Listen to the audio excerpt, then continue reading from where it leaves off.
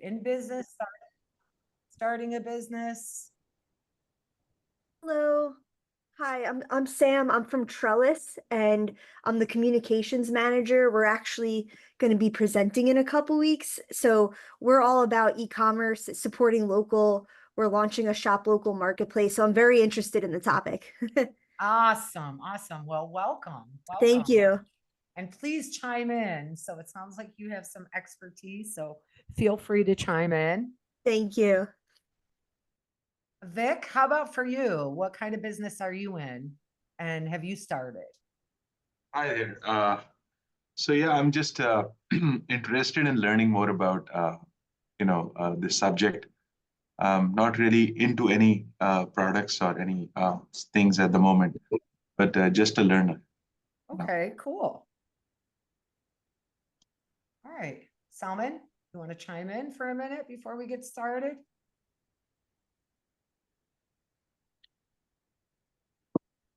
Hi.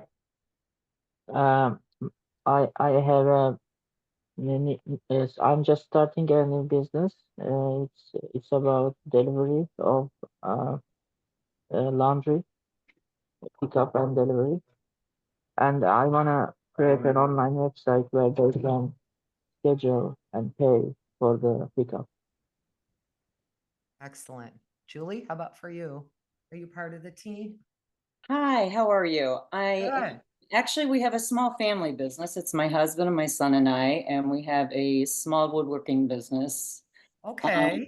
And we're selling cutting boards, high-end luxury cutting boards. Okay. Selling on Etsy right now, and my interest is to try to get away from Etsy and do this more on our own. And the e-commerce Yeah. is kind of a big blur to us. So I'm here to learn more about that. I get so many calls a month about, hey, can you help us get off Etsy? Yes, there's a I lot of mean, fees on there. Holy cow. I You know, know. we could do a lot better. And it's like Amazon. I mean, it's good when you're starting because there's a built-in audience, but Exactly. after a while, those fees pile up. Yes. And it's a lot even for a lot of our stuff. It really is starting to break out into other states. A lot of it's local, and for us, you know, a lot of our people buy off of that, and I kind of feel bad. Like Yeah. we're in our state, and it's really more for the sales tax issues. Okay. And hopefully we're going to talk about some of that and how to Good. bridge some of that issue Well, with. I can certainly cover Nexus and briefly because it's a complicated subject. Yes. and and most small e-commerce businesses rarely reach Nexus in other states because that Yeah. threshold is so high. Dawn, you want to chime in? Type of business you're in, or if you started already? Hi, good morning. I'm just here to learn about how this process works. I'm formulating something that I'd rather not discuss, but I don't even know anything about the e-commerce, so I'm just trying to learn. Excellent. You're going to get a really good overview in this part one. And then part two, we're going to take a little bit of a deeper dive. Emma, thank you for responding in the chat. And handmade jewelry. Are you on Etsy or any other channel right now? Hi. I don't know if you can see me or not, but I'm not on anything. I initially thought about doing Etsy as a side gig, but I actually just got accepted into SEEP, the self-employment program through the state. And so I'm doing it full time now. And I'm thinking about doing it through Shopify. But I'm very curious what you have to say. Okay, cool. All right, so we're going to get started. So just as a footnote, I'm coming into my 9th year in business. And I started out just like you with the SBDC. I hooked up with a local mentor. I attended all the workshops. And really, if it wasn't for that support and that foundation of the SBDC, I don't think I would have made it past my first year because I cried a lot in my first year. And you will too, I promise. But I had a great mentor, and his name is Jack, and I still keep in touch with him. I don't need them as much anymore, but the resources at the SBDC, if you're starting a business, if you're in business, it doesn't matter. I mean, they're just, the services and the resources there are invaluable. So make sure you stay connected. Make sure you book an appointment with a mentor. These folks are so experienced. And like I said, if it wasn't for my SBDC mentor, and we stayed in close contact regularly meeting for about 2 years. The first year I almost went bankrupt because I was good at really what I do, but I wasn't really good at the other stuff in business because I came from corporate and everybody else did those things for me. So make sure you stay connected. All right, we're going to get started. And if you have questions, just get them in the chat. And I would love some interaction. I'm also going to be, asking you questions directly regarding your business and some of the topics I'm going to be covering.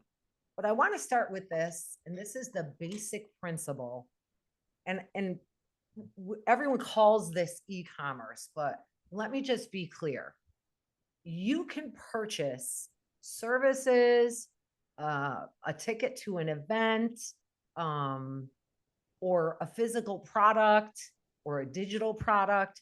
It's all e-commerce. So whether you're a coach or a landscaper or selling physical product, it is all e-commerce. It's not just for products anymore. And we've labeled it e-commerce, but that's essentially what it is. It's mainly people think of e-commerce as physical product, and it's not. It's a transaction that happens online digitally. That's about it. So I want to just share, let me get some of this Zoom stuff out of my way here. Okay. So I want to share some stats, and I'm going to make this presentation available for you after we're done. And you'll also get a really comprehensive digital marketing checklist. It's one I developed over the last year or so. It's like 98 pages long. You will probably use it for the next 3 or 4 years, but that is also going to be a resource for you. So you can read these, but I just want you all to know that 80% of people prefer to pay online. Now, we have some generational things. When I was a kid, and if I would ask my mom, can I have your credit card? I'm going to go purchase something online. She would have, sucked air for a very long time and said, absolutely not. Now, it is the expectation. So no matter what business you're in, you have to think to yourself, you want to give your customers or potential customers the ability to book, buy, pay, register, sign up through the online experience at any time of the day or night from the convenience of their home or office. So this is more of a convenience for customers when it comes to services, and obviously very different with an e-commerce online shop. We focus on Google a lot in this presentation, and here's why. Because Google owns 92% of the search market. And I always say, once you conquer Google, you can go on to the other search engines. So you're going to see a lot of stats around Google, and that's the reason why we do it, and not Bing or DuckDuckGo or any of those other platforms. Anything we talk about in terms of getting found, making sure your business gets found, it doesn't matter what platform. This applies to all platforms, whether it's Google, whether it's social media. So the first thing you got to think about is, making your process of payment very frictionless. That means it's easy. There isn't a lot of information to fill out outside of the basic information to buy something. So you want to make sure that it's very frictionless. And there's, obviously lots of benefits to selling online. You sell online, you have just expanded your geographic reach. It's very different than a brick and mortar store. And we have clients that have brick and mortar and online stores. And then we have clients that just have online stores. You literally just bust out of your geographic region when you want to sell online. And there is a cost reduction. You are not, paying rent and electricity and heat for a brick and mortar if you have an online store. It says improved customer relations with this, and it is for people who are tech savvy. So there's lots of ways to interact with your customers now through platforms, through your e-commerce site, but it can also get overwhelming for people. So just be careful with that. But it does give you the ability to communicate the technology anytime, day or night, and pretty much through email, through chat, and texting. So there's different types of e-commerce, and I'm not going to read all this to you because this is probably giving you like the deer in the headlights look, but these are the types of e-commerce that you would be getting into or you might want to consider. I love the fact someone had mentioned about having this local business marketplace, and I've seen this done. We have a chamber of commerce here about half an hour away who does it very well. So when you talk about marketplaces or business to consumer or business to business, you have to have the infrastructure set up properly so that it's easy to use, it's easy to get in, it's easy to sign up, and it's easy to buy, right? 3 main platforms, and listen, there are probably 10 other that I'm not going to talk about, but these are the ones that are most common. Here's why. Shopify probably handles, I would say 40% of strictly e-commerce websites. WordPress, on the other hand, handles 40 to 45% of all websites. And it also has a shopping cart component to it. And then you have Square. We have some customers who are on Square. Anyone here on Square? I know some of you aren't even selling yet, but it is a very integrated approach. Okay, good. Thank you, Julie. It's an integrated approach where you can have the POS system in your brick and mortar, and then they have a website component as well.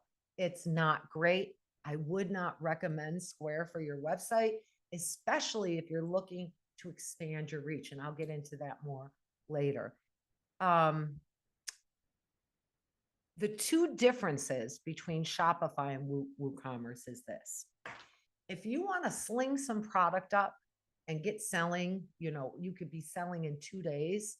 Shopify is the way to go for DIY stuff. If you want to create more of an experience on your store, it would have to be WordPress. Here's why. With Shopify, you can certainly create that experience, but you're going to need a developer.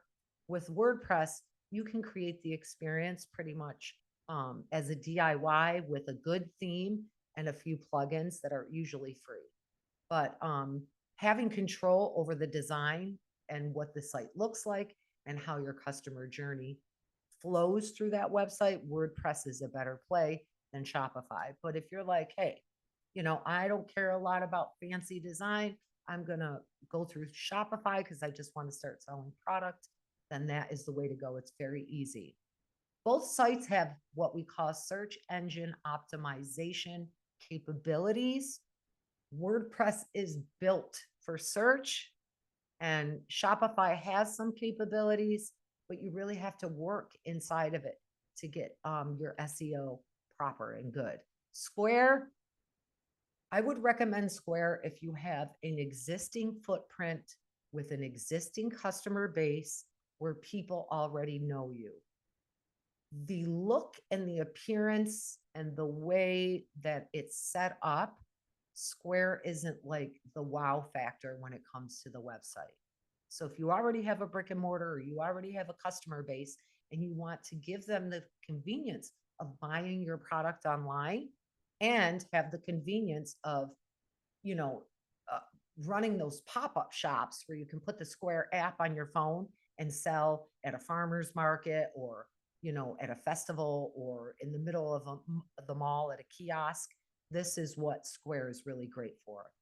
Shopify did release some hardware a few years back. I didn't hear great things about it then, but I've heard it improved so much. So if you want an integrated approach to your brick and mortar and your e-commerce, that means when I say integrated, I mean you're syncing inventories, products. You put a product into the software and it goes both to the store POS, point of sale, and to the inventory. So Shopify also has some hardware. But ease of use, I would say Shopify reigns. WordPress, it's not hard. It's just a lot more bells and whistles and configuration for you to choose from. So it can be confusing. I wouldn't say one is harder than the other, but WordPress definitely has a lot more setup features. All right. Any questions on any of the platforms? How many of you are considering WordPress as opposed to Shopify? Emma, how about you for your jewelry? Are you thinking about Shopify? I was mainly thinking Shopify, but I'm not sure. I think I need to look at WordPress a little more in detail to see. Yeah, again, if you're doing DIY and you want that custom look, WordPress would be the way to go. There's a ton of free themes. Now, in Shopify, you have a theme, and let me just explain a theme. So your website sits in a bunch of files. It's all the code and the functionality of your website. The theme is what I say is the paint and the drapes and the furniture. What makes the website pretty. So with Shopify, there's probably 3-5 free themes, and they're very limited on what you can do with them.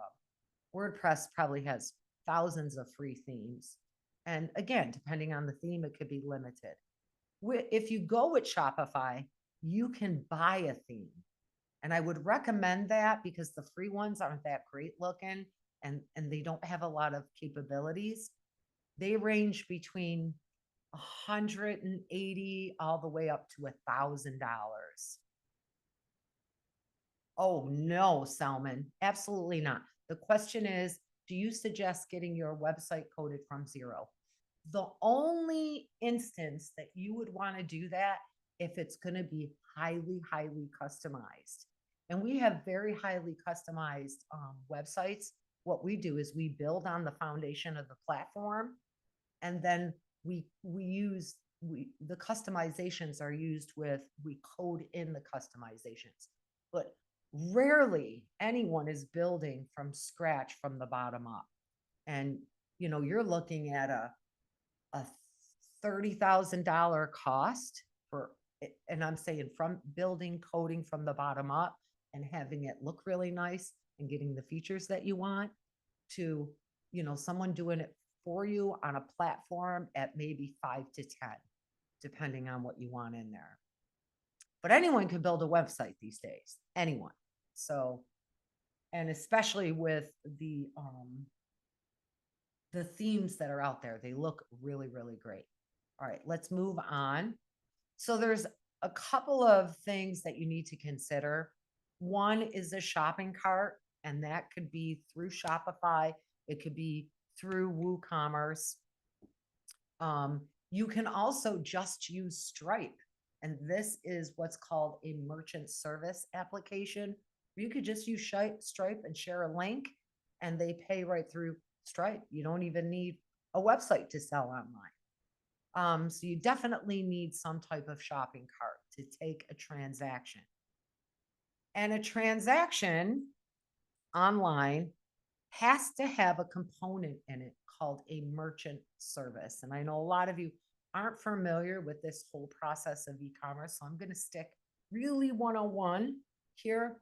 Merchant services are the people who, when you go into a restaurant or a store and you swipe your credit card, that is merchant service. They are handling the electronic transaction of a credit card or a debit card payment. And the reason you need merchant services is because there is very strict laws around the protection of people's data, their credit card information, their personal information.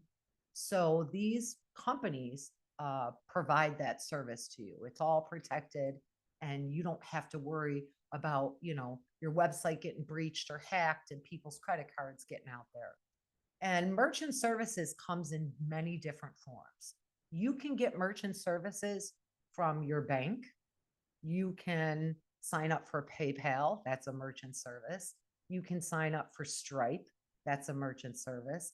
Shopify has their own. It's a merchant service, but the ability to take a credit card securely, you are going to need merchant services. And you're going to pay for that. So when you're pricing your product, you always have to factor that in. Merchant services are usually between 2.7 to 3% of your transaction. And many of them also charge per transaction. So it might be 2.9% of the transaction and then 30 cents on top of that per transaction. But that is across the board. I have searched high and low for the best possible price, and I swear they all have a meeting every year because they're all around the same price. They almost get together and say, let's keep this in line, or there's regulation behind it. And merchant services are what we call fintech, financial technology. So in order for you to have a shopping cart and for people to pay with a credit card, you are going to need a merchant service provider. All of the applications have integrations into that easily. Like I said, Shopify has their own with WordPress and WooCommerce. You could use Stripe, you could use PayPal, you could use Braintree, you could use authorize.net. I find that if you go with your bank, they charge a monthly fee, where these other fintechs that are online, they don't charge the monthly fee. Typically, a bank will charge you $25, $30 a month and then give you a minimum of transactions that you'll need to make. And with your merchant services, now there's lots of ways that you can present an offer or a product. I love the subscription model. I mean, nowadays, everything is a subscription, and also you can offer one-time payments. But giving people that flexibility to purchase how they want is very, very important. With a subscription now, you just have to make sure, one, that you have infrastructure in place to manage it and that your customers are actually going to want it. And then also there is a thing called attrition. Attrition means that people naturally fall off subscriptions and memberships. So you have to have something in place where you can manage that, deal with it, and make sure that you are keeping your attrition down. Any questions on shopping cart and merchant services? Etsy provides their own merchant services. And Shopify has theirs. WordPress also integrates with many of them. Any questions on that? That's the boring part. And that's the part you want some help with too. Quick question. Yes. Regarding the fintech options, Yes. is one better versus the other? For example, is Stripe like the gold standard? Or are there any comparative rate analysis that one could do? That is such a great question. So it used to be PayPal was the gold standard. It is now Stripe that is the gold standard because it's easy. But if you went and did a Google search and you said, I want to do a comparison of merchant service providers for e-commerce, you'll find a bunch of sites that do those comparisons in terms of the percentage they charge, the amount they charge on per transaction. But right now, the go-to place is Stripe. But just like any other technology, the gold post might be something else in 2 years. But what I would recommend to you is, one, you use something that works for you, obviously, so that you're not managing more than what you have to, but also something that's really easy for your customers. In the past, you would be able to set up a Shopify account or a WordPress e-commerce site, and you would be able to link it in to the social media platforms like Instagram and Facebook. But they stopped that last year, hard cold, maybe 2 years ago, and now they have their own merchant services. So you could set up a Facebook shop and just strictly sell on Facebook and Instagram. You don't actually need a website. I caution that because, and I'll explain that later, because then you become highly dependent on a social media platform. And we have seen in recent years that they make decisions that hurt small businesses sometimes. And I would say, don't become too dependent on a social media platform.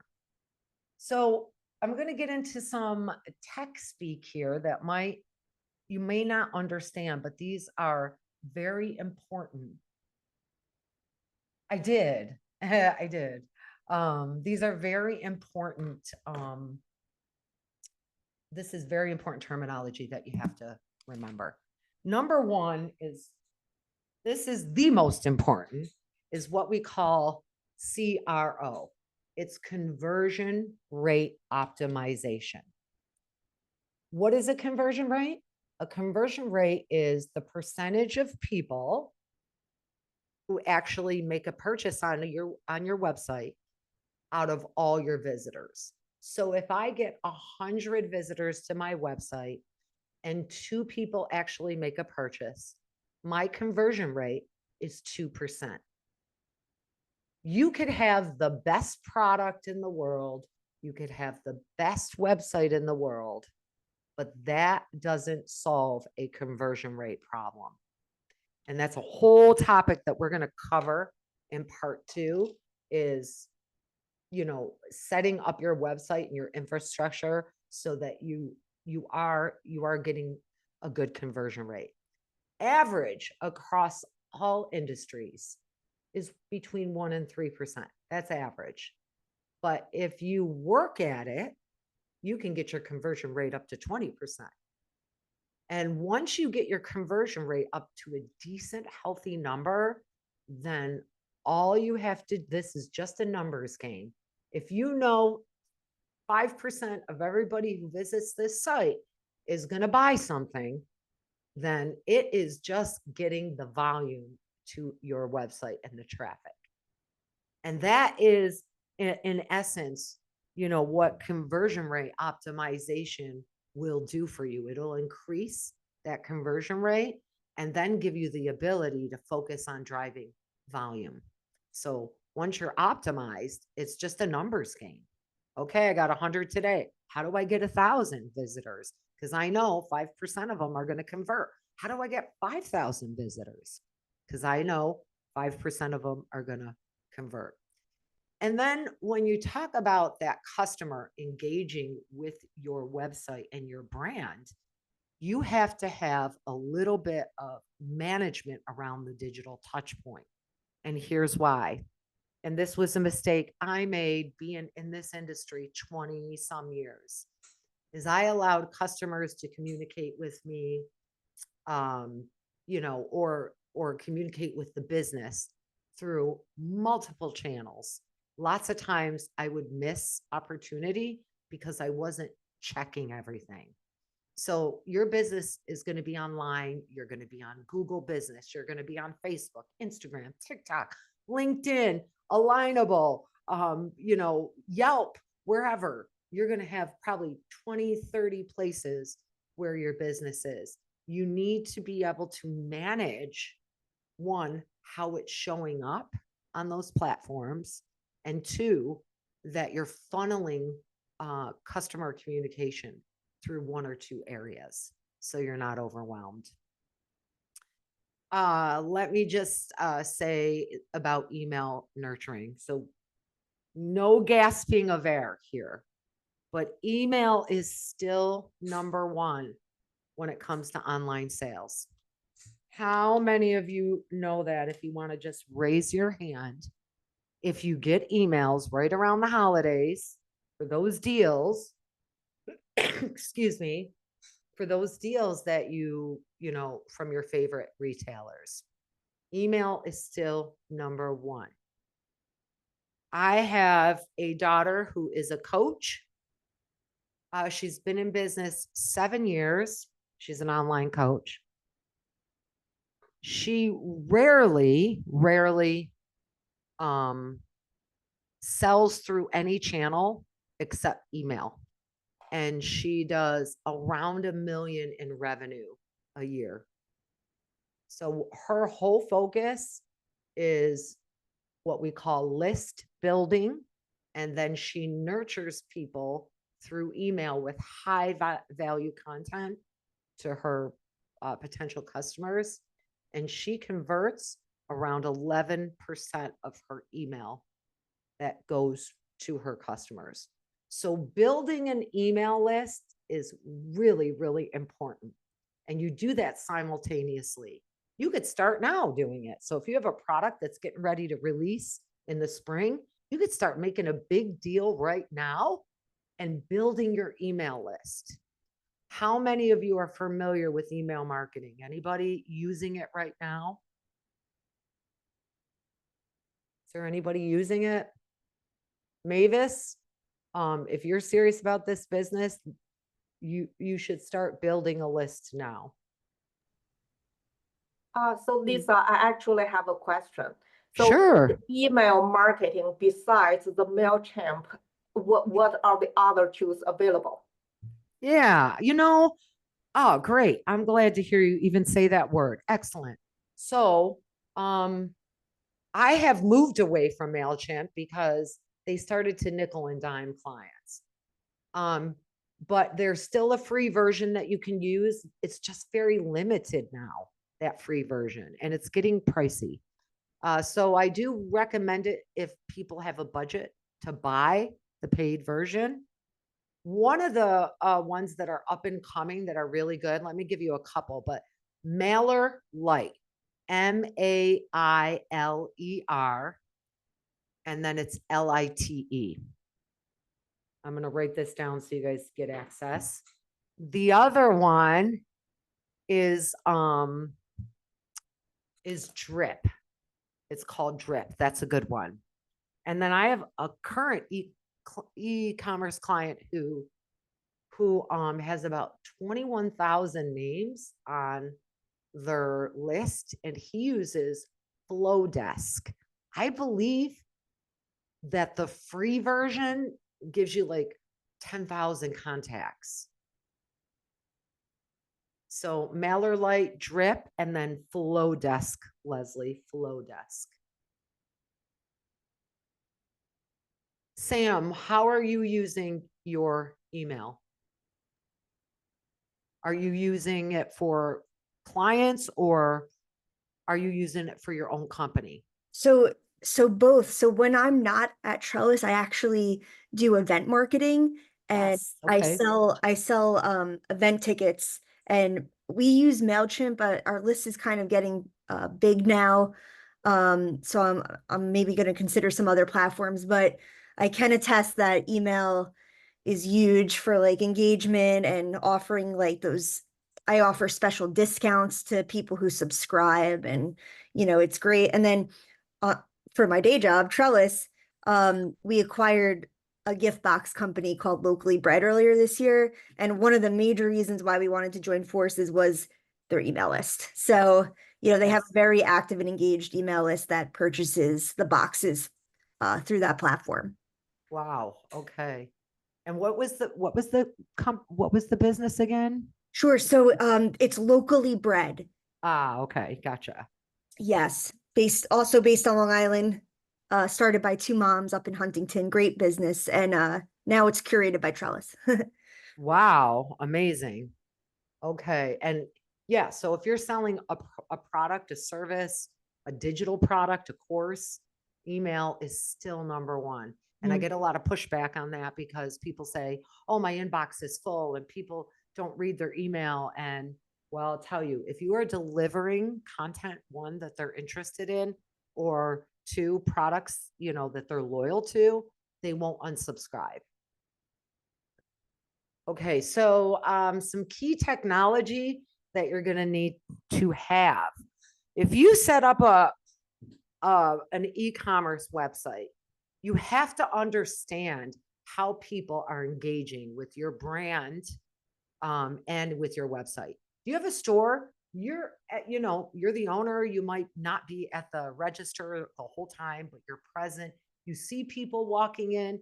You can talk to people. You can say, "Hey, did you find what you're looking for?" Or you can watch where people kind of linger. And early on in my career, I was in what was called video analytics, and video analytics was big retail, and they still do it. It's just so much more sophisticated. Would capture customer behavior through video, and I worked with brands like Donna Karan, and actually I was in Manhattan 3 weeks a month implementing and looking at data. And the simplest thing of changing a color on an end cap would increase the conversion rate in a brick and mortar. So you have to understand where people are lingering, where they're kind of bouncing off, what's falling down. And the way to do that is through analytics and through platforms that are going to give you insight. Anybody here familiar with analytics? Google Analytics? I know Sam is for sure. Anybody have any experience with it? And I know all the platforms have some form of analytics, even Shopify and Etsy. But my advice to you, thank you, Morgan, for answering that, is to use Google. It's the most accurate. It is the most accurate analytics. And you're going to need social media. I know there's in my industry, there's two camps. One is don't even bother, and the other one is post 5 days a week. These platforms are turning into like a pay to play. So you're not getting the reach that we used to years ago, but there's still potential there to get organic reach if you know how to do it right. And if you don't have the time and you're not a clever copywriter, pay to play. Take, $100 a month and just keep an ad running out there all the time. And then you're going to need other software for your operations backend. You're going to need some finance software, and some of the platforms have it. Some of the platforms don't, but I would say run your finance software separately. Like I know there's Shopify, you can download reports and Etsy and things like that, but don't keep your finance on a platform that don't do your finance that's platform dependent. So we use Wave, WAVE, that they have a free version that's really great. And then many people use QuickBooks. I'm sure you're familiar with that. A CRM is a customer relationship manager. You want to have all of your customers in one area. So one, you can obviously continue to communicate with them, whether it's email or whatever. And I also say, don't put your CRM on the platform. And here's why. You go with Shopify and you build your email list on Shopify, and 3 years from now, you decide you want to change a platform because something new and better is out on the market. It's sometimes hard to move away from these platforms, and they do it on purpose. So keep things in a silo if you can. And AI, you're going to want to use AI. We're using it every day. We're implementing it every day. That's a whole nother training, but at the very least, get some help with the writing through the ChatGPT, because writing your copy for your product descriptions, for your about page, ChatGPT gives you that little foundation to work from. That's what we use it for. It gives us a foundation, and then we personalize and tweak it and modify it. But it is very helpful. All right, this is the most important part of the whole presentation. So if you're gonna dial into my boring voice, this would be the time to do it. I'm just taking off my shoes. Give me a second here. And this is everything I preach around anything. So I think I mentioned this earlier. You can have the most beautiful, beautiful website, and you could have the most best product in the world. But if no one can find you, or you're not showing up when it matters, you do not have a seat at the table of opportunity. And if you don't have a seat at that table, you are not going to eat. And showing up when it matters is one of the most important things you have to think about. Anybody know when it matters? When does it matter? Christina, I see you might be getting a Google certification. When does this matter? Anybody want to chime in? I mean, I think it matters all the time, whether you're meeting someone in person or through social media or through the descriptions on your website. Like the words you use to sell it invokes emotion. You want to get a connection with the people. That is part of it. When I say show up when it matters, so I'm gonna pick on Mavis for a minute because I like her business a lot. And I'm gonna do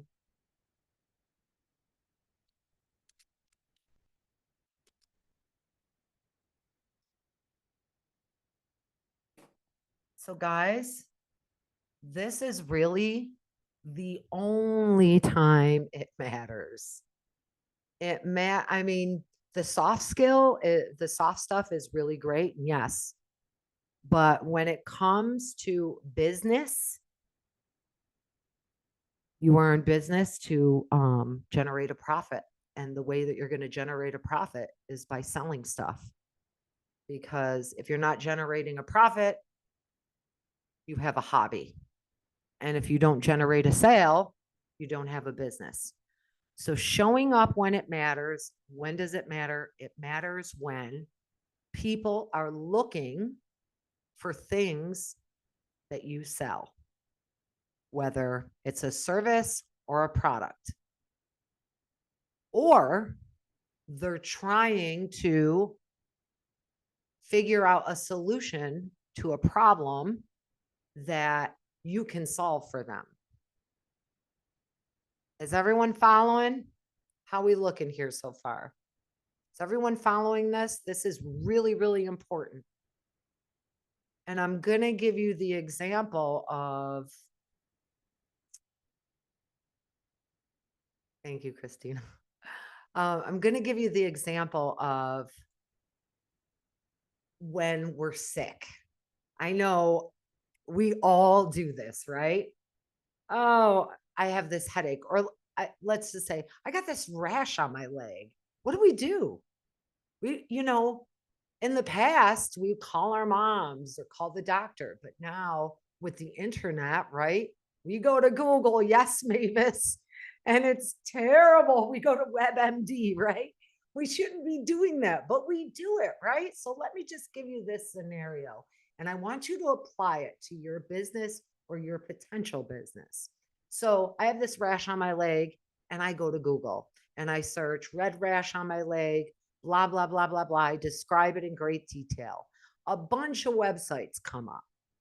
Now, I'm way at the top of the funnel, the sales funnel, because at the end of the day, there's a dermatologist out there that wants to help me, but I'm not there yet. I'm doing the DIY thing. And I hit a few websites, tell me tea tree, ointment, this. I run to the drugstore, I get all this stuff. I try it. It's not working. Okay, this rash won't go away. Who can help with a rash on my leg? Okay, now I have uncovered that the type of people that can solve my problem is a dermatologist. Now I start searching dermatologist in my area, and then I choose one. Your customer has that same journey, whether it's a problem or to fill a need. Let me correlate this to vanilla scented candles. I have a friend who's having a birthday next month, and she is cuckoo for Cocoa Puffs about candles. So, and I know she likes the vanilla scent. So in this moment, I'm looking for really good, well-made vanilla scented candles for my best friend. And I'm looking through all of these sites, can't make a decision, kind of, you know, not sure on which one she'd like, how quickly it'll get here. All of a sudden, this need becomes kind of a problem. Like, oh, I got to order those candles, or I'm not sure which ones. So a need and a problem can be very similar in someone's psyche. If I want a Cadillac with certain features and I'm not finding it locally, in my mind, it is a problem. You might tell me that's ridiculous. You know, finding a Cadillac isn't a problem. Like there's other problems in the world. But in my mind, I can't find what I need, and it then becomes a problem. So, with all that being said, it matters when people are looking for what you offer. And whether they're looking on a social media platform or they're looking on a search engine, if you're not showing up, you don't even exist. So there is this thing called search engine optimization, social media optimization. And a lot of people now with AI are saying, oh, SEO, search engine optimization, is dead. And it all SEO is the function of optimizing your digital footprint to get found when it matters. That's all it is in its basic form. A lot of people right now are saying SEO is dead. Well, I got news for you. As your potential clients, this might be a surprise, but they're humans. And as long as humans use words in their devices, in their computers, SEO is not going to be dead. It's evolving with AI and search results, but it's not going to be dead.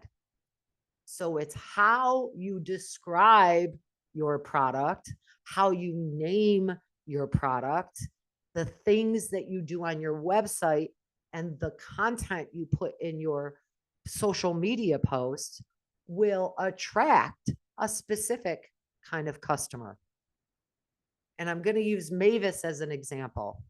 If I'm looking for vanilla scented candles for my best friend and I don't have a ton of money to spend, I'm going to be looking for cheap scented vanilla candles. But if I want to buy something really well for her or really good, I might search Yankee or luxury. So the words we use will kind of attract the customers that, that are using those words. And if you don't do the optimization to get found, you're not going to show up. And 99% of the calls that we get on any given month, any given week, and I get at least one a week, call and say, we have this great website, but no business ever comes from it. Or we have an e-commerce shop and, we're ready to close it down because we're sucking air. And when I get in there and I do an audit, a lot of this is just consulting. I do an audit. There is hardly any indication on the back end and even on the front end of exactly what the product is. And that's a real problem. For instance, I was doing a consultation with an e-commerce shop that sells hydration powder. It's electrolytes and minerals. Excuse me. It's electrolytes, minerals, right? When we did an audit, yes, reviews. I'll get to that, Jewel. When we did an audit, we noticed that her product was named sweet berry, ginger, turmeric, and something else flavor. nothing about hydration and electrolytes. And in her description, it was, let the minerals work for you. So what we did is we did just some initial research, and there is little to no search for minerals. And she was getting a ton of traffic for ginger, but it wasn't the right traffic, because I think they were looking for the seasoning or, you know, how to use it in recipes. Had nothing to do with her product.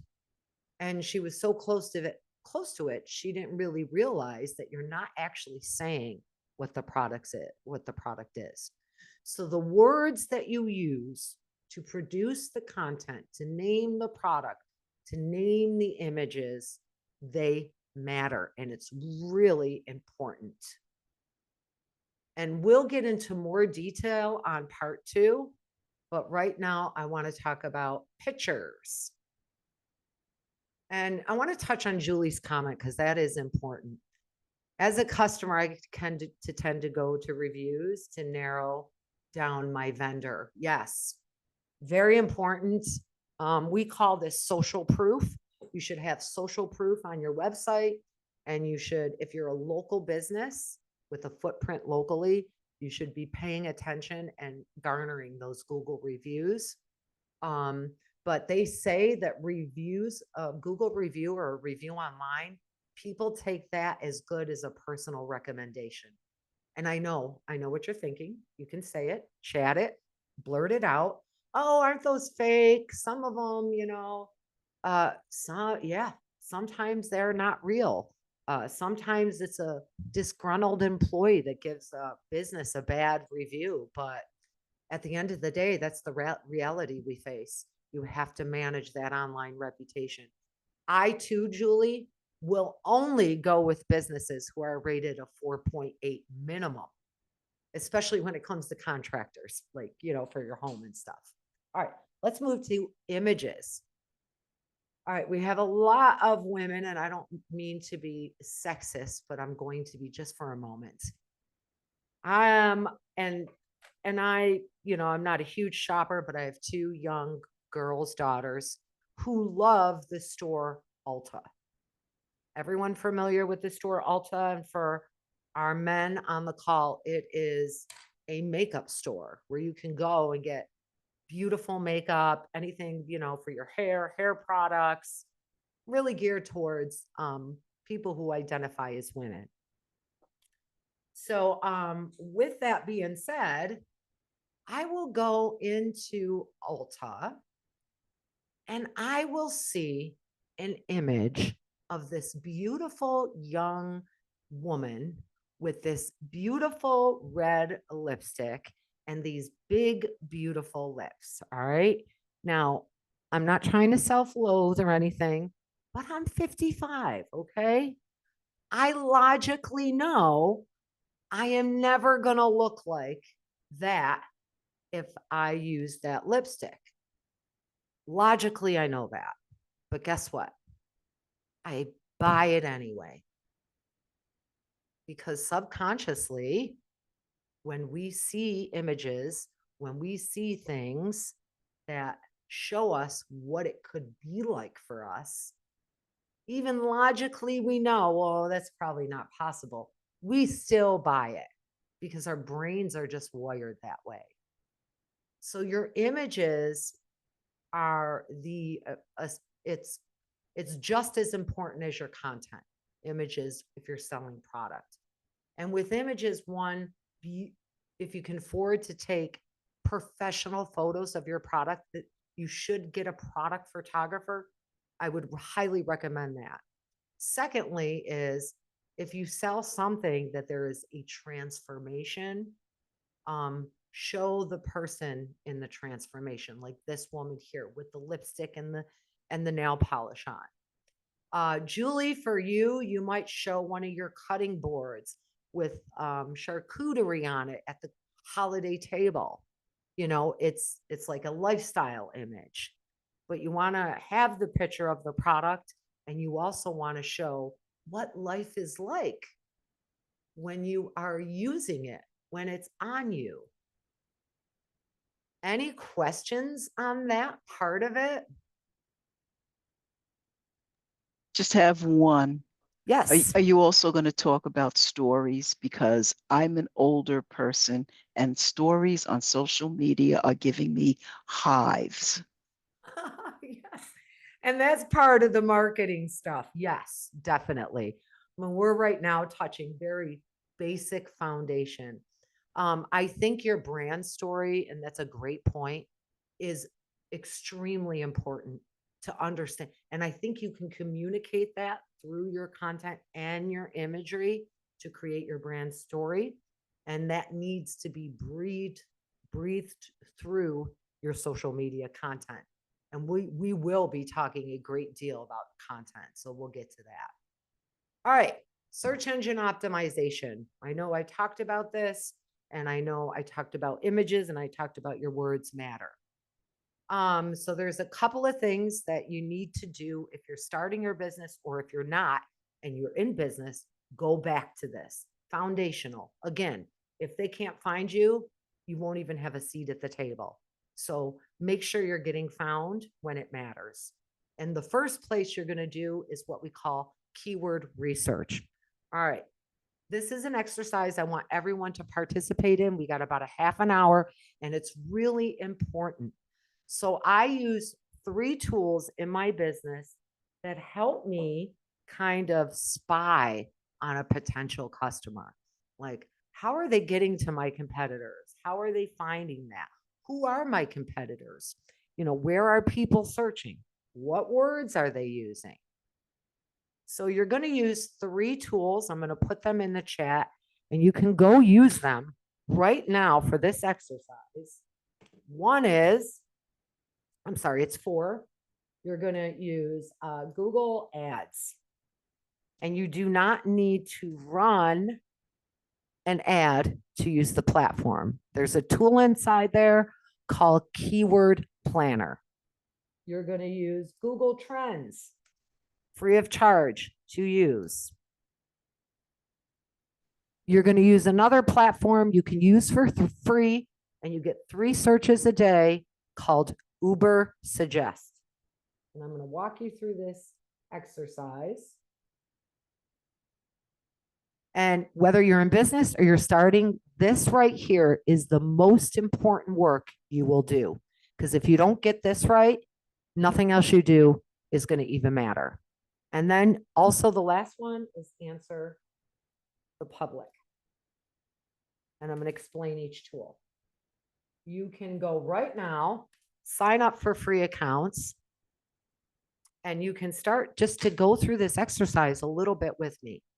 Keyword Planner, I'm going to bring up an ads account, is basically going to give you the volume and related terms to around a specific word or phrase. So volume, nothing showed in chat. Oh, because I was directly, I'm sorry about that. Okay. Keyword Planner is a Google Ads account. It's going to try to trick you to sign up for a campaign and run an ad, but you don't have to. You can have a Google Ads account for free without ever writing an ad. Google Trends, Uber Suggest. We're going to run through this and then answer the public. And I'm going to go through this, what they are, kind of quickly, but show you. I want you guys to do this with me. Oh, public, sorry. Trying to talk and type at the same time. All right, here we go. So Keyword Planner, and I have this demo account here. So 1, I can start with my competitor's website, or 2, I can start with just the word of my product. So I'm going to, again, I'll actually pick on Julie this time and do charcuterie boards. Would that be the thing, Julie?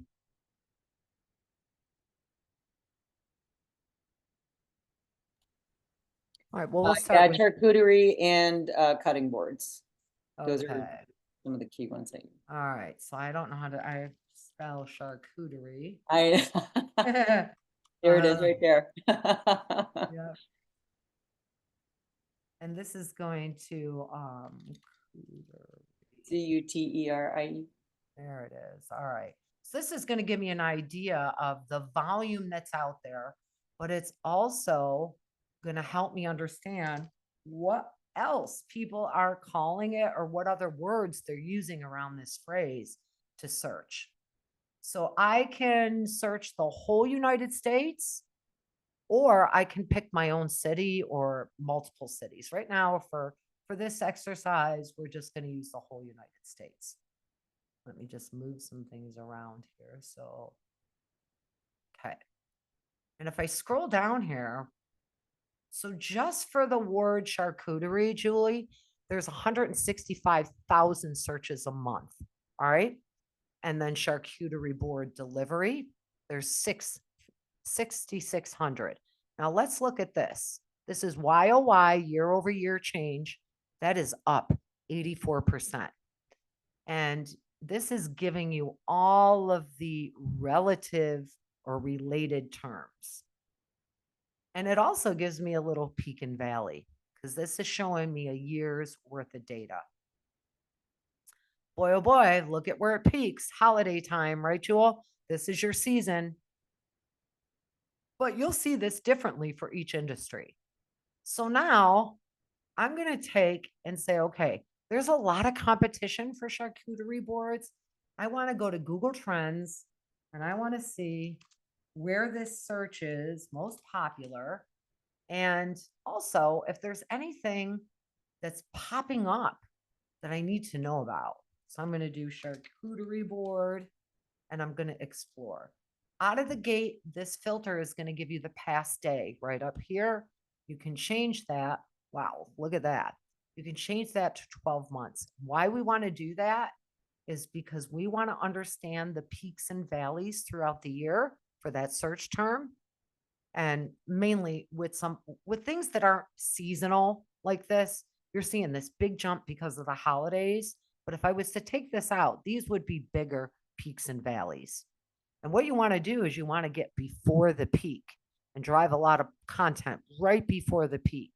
Also, here's the top 5 states that term is popular, most popular in. So if I'm going to run any kind of digital ads, these would be the states I would be focusing on. Is everyone following me so far? Are you trying Google Trends, just sticking your product in there to see? There's a lot of other things you can do this, but this is the basics. That's amazing. Now, here is what I say is the juice. This is the golden juice that comes out of Google Trends is right here. This is what I get super excited about because these are search queries, and they call them queries. They're just words, but they're multiple words together, a phrase, a query, a keyword, call it whatever you want. These are the things that are on the rise. So I always say get on a trend early and you own it. Because if you're going up against industry giants with a term like vanilla scented candles or pottery, and you have to go up against Pottery Barn, you're going to get crushed. So you have to find words and phrases and queries that are a little bit off the beaten path. They're not those, main ones. And also find the trends. So if I was Julie right now, I would be writing a blog about the 2024, or I'd name a product, 2024 charcuterie board. And I would show all the different ways in Pinterest, on your website, on your social, and I would name it that because it is up 1,700%. And this heart-shaped charcuterie board is up 130%. Chili charcuterie board ideas up 110%. I would go write a blog on that. Do you see how this works, everyone? Yes? Say aye. Yes, this is the part I really want you dig into. Destiny, you haven't said much. Are you following?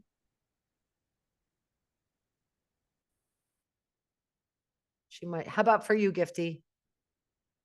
Ah, there you go. There she is. Okay. What is your business? I'm curious.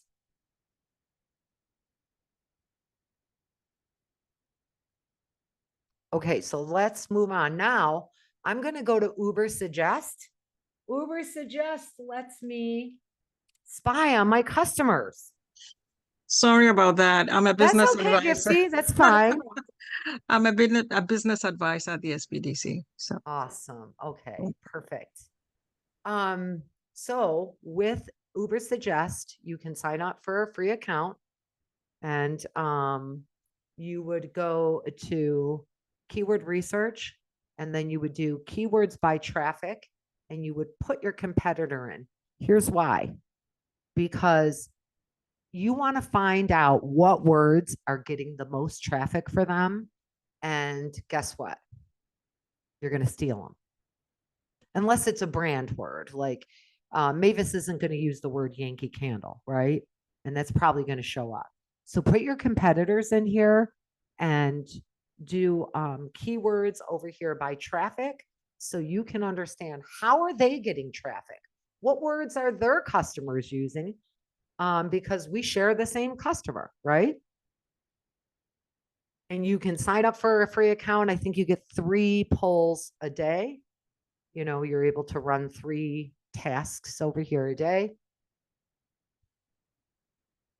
The other one is answer the public. And why are we going through that? I'm going to explain in a minute. Answer the public is a search listening tool, and you'll get 3 of these a day as well. So I would put in a topic, and I can do it on any of these platforms. They don't have all the platforms, but I just usually do it for Google. And it is a culmination of every question asked about a topic on the internet. So if you want to know what people are asking in search about your industry, about your topic, this would be the way to go. Right here. And this isn't for every single scenario of business, but if you want to know what people are searching and asking, because every search, guys, it's a question, whether it has a question mark on the end or not. Even if I'm looking for vanilla scented candles, I want to know something about it, right? So if I was to put that in there, I'm just going to use the word scented candles. I don't know if I spelled that right. Terrible spell. I rely on my spell check way too much. All right. So I'm going to do, I don't like this view here because it's very, very confusing. These are all the questions people are asking about scented candles. So I'm going to do list. Let's do tables because that one's good.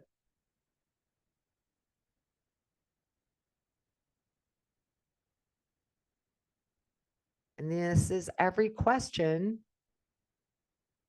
asked on the internet. So if Mavis wants to drive some traffic to her product site, one, she might be putting content within social media and on her website and answering some of these questions.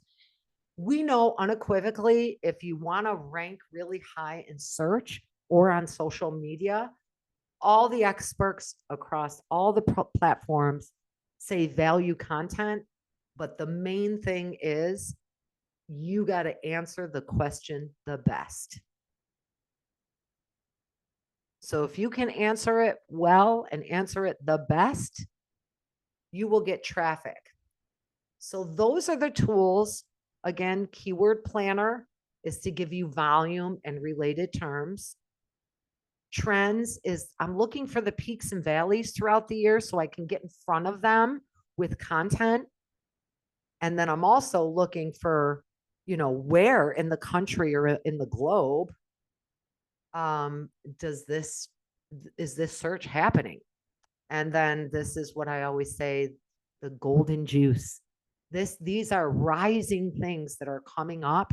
And if you can get on that trend before the industry giants, you'll win every time. Uber Suggest allows you to spy on your competitors, and you can run your own website through some of these tools. But I always say use this one. It's keywords by traffic, because you're going to know what words and phrases they're showing up for, and you're going to, I won't say steal, I'll say borrow them. You're going to borrow them. And then answer the public is every single question asked on the internet.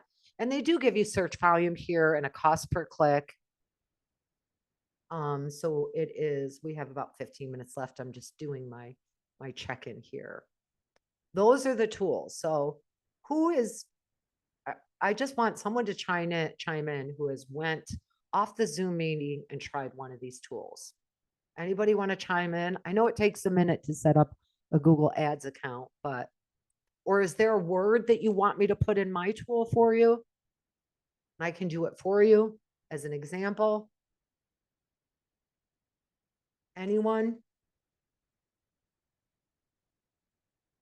Emma, what about for you?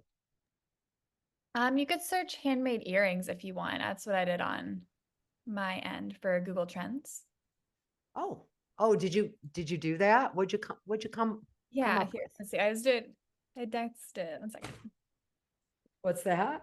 I was searching up a few things. So I'm going back to handmade earrings on mine now. Earrings. Is it all one word? 2 word. Or handmade is 1 word, and then earrings. Yeah.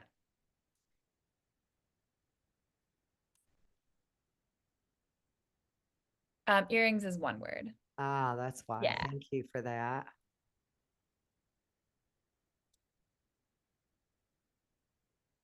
Wow, lots of peaks and valleys, huh?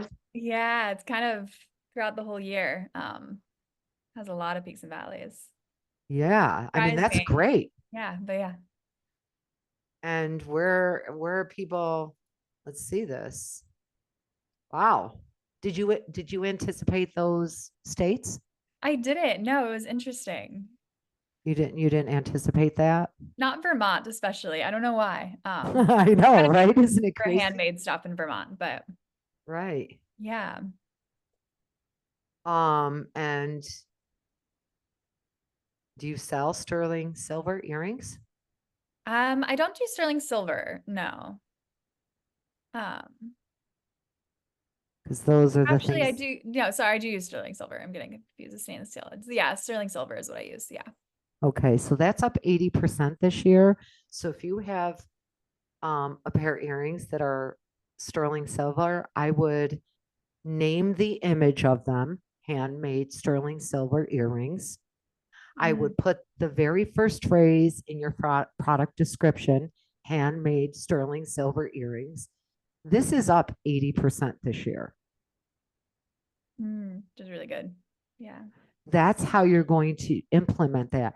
Even if you could name, I know people are really funny about naming their products, but you could name the product handmade sterling silver earrings. That's what people are searching, right? Yeah. Yeah. When you mentioned naming the image, are you talking about alt text? Okay, there's 2 ways you can name an image. When you save an image or you take an image, it comes out. How many of you have seen this? 17458 JPEG, .jpeg or .png. Nobody ever searches that. So you want to name the image after a keyword. And alt text, for those of you who don't know, alt text is a description of the image. And here's why you need that. And all the platforms will give you the ability to put what we call alt text. One reason it complies with ADA for disabilities. So people who are using assistive tools online, very helpful for them. That's very important reason. I wanted to put that in. But secondly, we know that Google's algorithm or Facebook's algorithm, it doesn't have eyes. So it can't see your picture. So the alt text tells them what it is. Pictures for product can drive thousands of hits to your site if you're doing it properly. And I know we've all looked things up and went to images, right? So let's take the word handmade jewelry and put it in a search for Emma.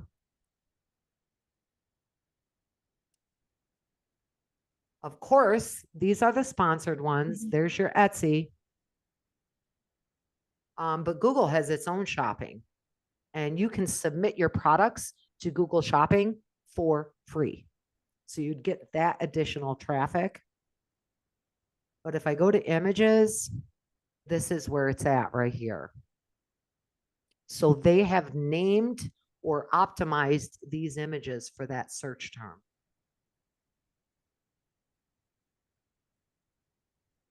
Let's see. Do you need to use all the words or okay, that's a really good question. Excuse me. When you start, Julie, you're going to start with your main word, like Julie or like Emma did, homemade or handmade earrings. Now we've uncovered if we put that through keyword planner, it's going to give us a bunch of variations for this. And if you're in a highly competitive space, I would suggest that you use variations, a lot of variations.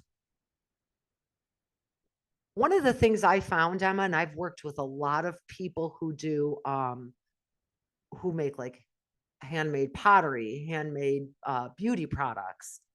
A lot of people don't use the word handmade in their search. Now, we saw some rising trends, but look at the total search volume across the United States with that. That's probably not going to get you to the promised land, right? What I would do if I were you, I would use the word custom. Oh, okay. What's that? Oh, I was just saying, okay, that's a great idea. Yeah. And still not a lot, but here, yeah, gold name ear, these are named. So it's really personal. This would take some, but this is up 21%, but it's got the same search volume. See that? Mm-hmm. So is this where I would want to more so lean on sterling silver versus handmade? Yes, yes, yes, yes. Let's do sterling. Well, let's just do silver.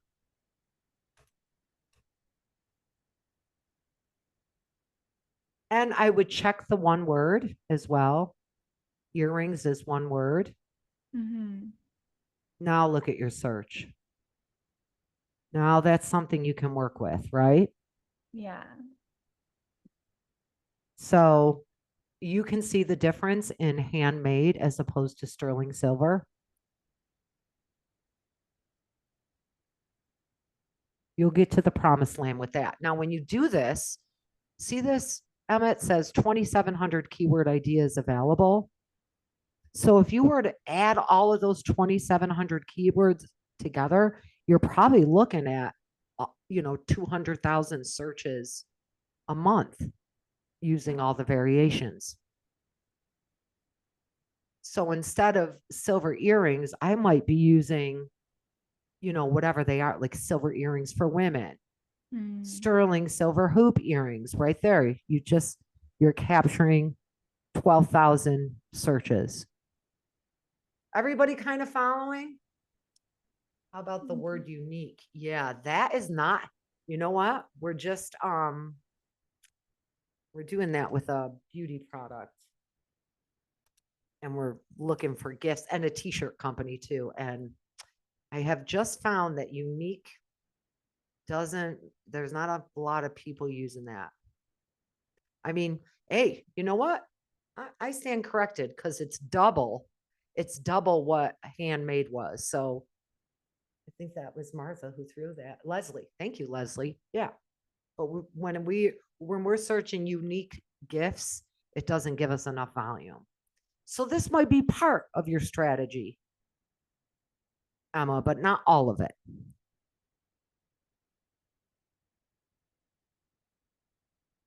So those are the tools that you're going to use. And okay, so let me also say this. This is a process that should take you on the first pass 6 to 10 hours.